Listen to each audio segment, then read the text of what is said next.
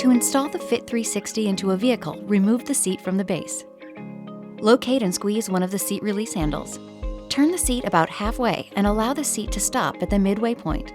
Locate the seat removal tool on the end of the harness adjuster strap. Insert and press the seat removal tool into the seat lock release opening on the base. The seat lock release will click when pressed.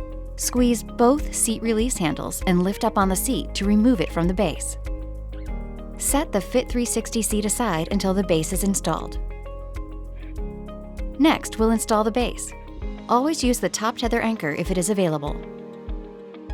Remove the tether from the storage clip on the back of the base before placing the base in the vehicle.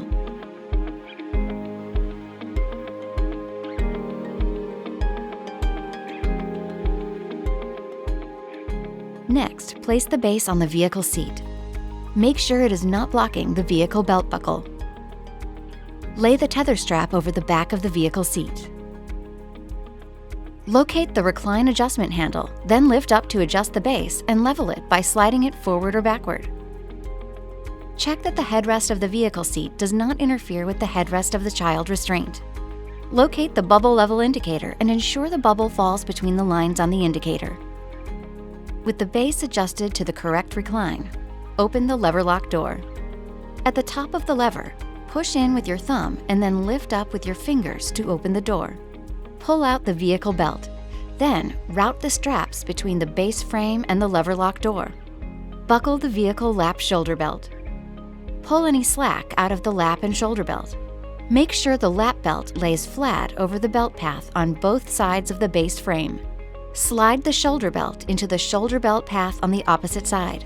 Make sure the lap belt does not slip down in front of the belt guide lip. Push the lever lock door closed, making sure the door clicks into place. Locate the tether anchor in your vehicle. Attach the tether hook and pull the tether adjuster strap to tighten. Now, check for tightness. Hold the base at each side near the vehicle belt paths. The base should not move more than 1 inch from front to back or side to side. Holding the seat at a 90-degree angle to the base, insert the seat into the base until it clicks into position. Squeeze the handle and rotate the seat to the rear or forward-facing position. Always make sure the Ready to Ride indicator is green before driving. If the Ready to Ride indicator is red, rotate the seat without depressing the release handles to lock it into position.